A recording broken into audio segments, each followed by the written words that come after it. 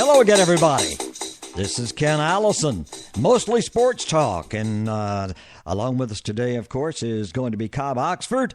And we're going to talk some college sports today. We may throw in some pro sports. There's something in the pros I wanted to throw in, and I can't remember what it was. Also, I might even throw in a tad about NASCAR. My man, NASCAR? It's NASCAR, yes. NASCAR? Yeah, it's a sport. I used to argue with people years and years ago. That's not a sport. It's over. And what do you mean nobody, over? Well, nobody cares about it once football starts. Well, I do. Football takes over everything. Yeah, it does. College football. Yeah. And around this part of the country, it has to be college football. And so I don't know where to start. We can start a couple of things that I was going to start had you not been able to get here. Cobb, I was going to throw in a couple of things. I had a recording of Taj and his news conference after getting up to Winnipeg that I thought was kind of nice. Spurrier has announced that true freshman, 6'3", 210, 19-year-old Lorenzo Nunez will be the quarterback, and that's the kind of quarterback that can give a lot of people problems simply because he can run it and throw it. And so I thought that was very interesting. They got a week off to work with him, too. Well, no, they got Central Florida coming to town this weekend. No, I thought it was next weekend. No. Huh? Is it this weekend? It's this weekend. Oh, okay. All right. Oh, okay. It was on my all right. I thought it was my pick selections this week. Oh, yeah. Let's talk about your a very interesting game because Central Florida slopped around and lost to Furman. At home on a 50-something yard field goal. Okay. I'm pretty sure that. I believe you're right, too. It's a 26. Yeah, it's UCF 26. You're right. South Carolina. Yeah. South Carolina is a 14.5-point favorite, and the over-under is 45.5. That's low. High noon kick. So UCF's like 0-3. Yeah. South Carolina, I thought the defense had made a step forward. Obviously, I was totally mistaken. They were nothing short of awful in Athens. The whole team was awful. And, but now Central Florida does not have a Chubb. No, right. no, but they've got George O'Leary, and they let's see. He wants to give up the coaching now. He's doing coaching and the AD job, and he wants this to be the last year coaching so he can become a full-time AD, and he deserves it. Well, the way it's going, he's going to have that opportunity because it is. They've played Stanford. They lost 31-7. Stanford? Yes. Okay. Not Samford, Mm-hmm. Stanford. And then they lost to Furman. They had one between there somewhere. And then they let's see who they opened with. Stanford was their second game. Oh, okay. Florida International. And they lost to them. So now. They've lost a couple of games. Florida International blocked a late field goal, and then Furman kicks a 55-yard field goal. So 55. I mean, luck has not been on their side. South Carolina is I don't know. They got this one, and then they got the Citadel, and then after that, I don't know if you can find wins. They're going to be hard to come by. I know changes have been promised. Well, they changed the the defensive coordinator. Yeah. And in fact, added one. And I don't know, maybe that's not right either, having two. No, I mean, I guess you could say the same thing about Clemson. And with co-offensive coordinators. But I don't think there's anybody inside or outside the South Carolina program that won't tell you that they've got problems. And it has to do with recruiting. And it's problems that won't be fixed in the immediate future. Yeah, because I still think it's talent, and that recruiting thing started a couple of years ago, and it just hasn't. He made the 2 or 3 year comment. Yeah. And it fell apart, and then he took it back. But the man's 70 years old. I mean, it's only common sense that he's not going to coach till he's 80. So that matzo ball is out there now, and it's just going to continually get used against them. So I don't know how they overcome that. But then again, who I know some of the speculation has been this week, even though there's no job open, is who would dive on that hand grenade in Columbia? Who would come in and take over? Well, Holtz did it, and then he did it. Well, they said the best recruiting job that Holtz did was getting Spurrier to come to Columbia. Yeah.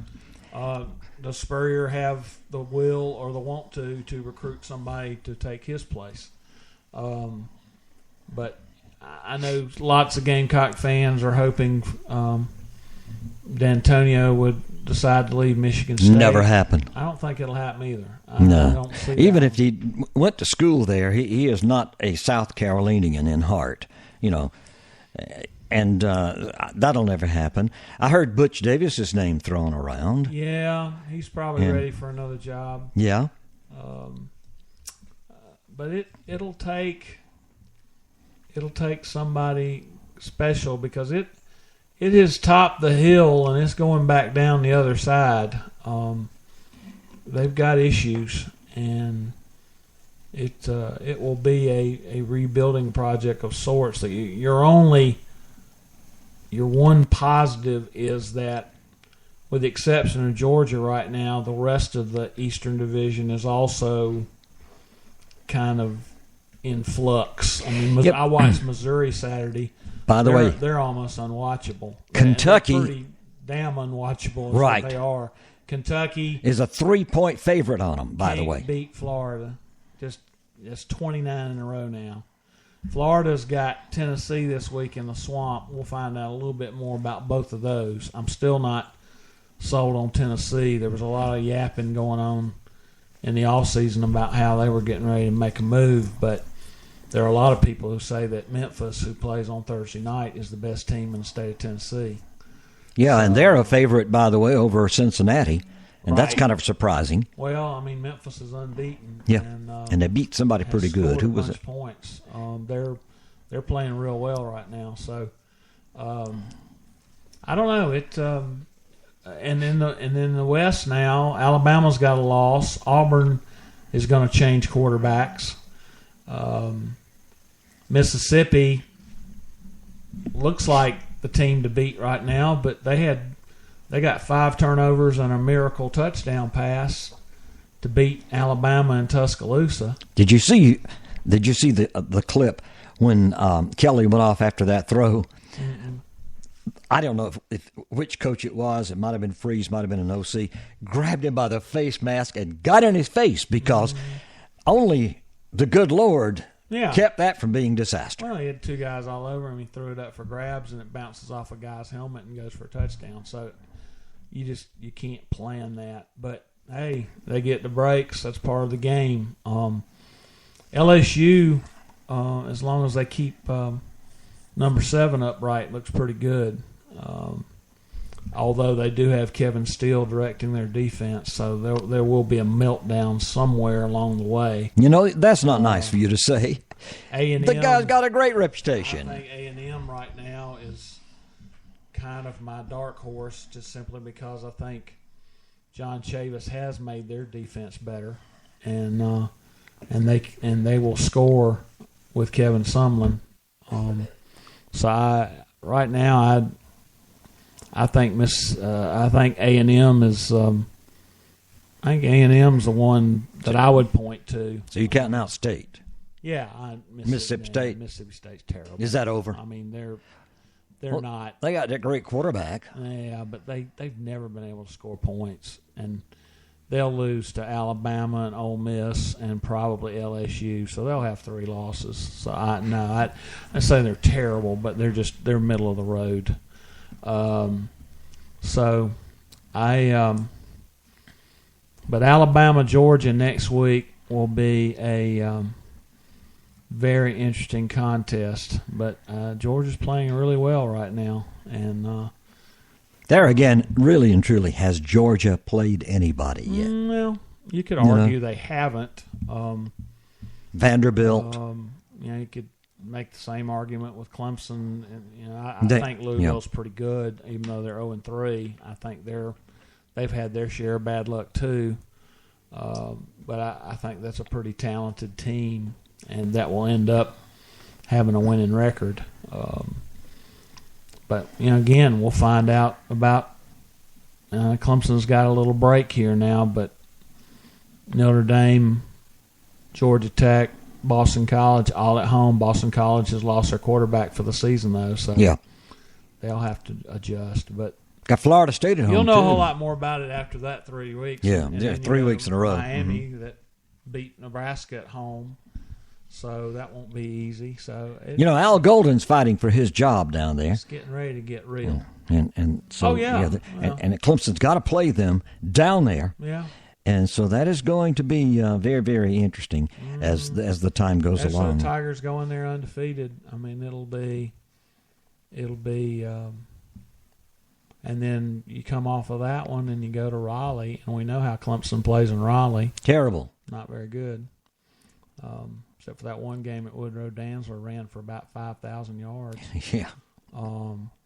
So that won't be. And then after you get that one, guess what? The Seminoles will be waiting on you when you get back to Clemson. So there's no let up now. I mean, the preliminaries are over with. And if you're going to be a factor, and right now Clemson isn't being mentioned as a factor, which I'm not surprised. Yeah, that's okay too, because but you beat a Notre Dame on national TV on a Saturday night, you will jump into the conversation. Yeah, it's the big Saturday night game. Quickly. You're still right. a lot of people that don't believe, and I don't to a certain extent. I think maybe we've Watson's been overblown a little bit. I think he is a solid college quarterback. I think he's the best I've seen at Clemson. But he's a sophomore. But I don't know if he's. I don't know if he's going to save the world or not. But he did make plays Thursday night to help win that game, and with his arm and his feet. But the aspect of this team that has surprised me somewhat is I think the defense is very good and headed toward being just as good, if not better, as the defense last year.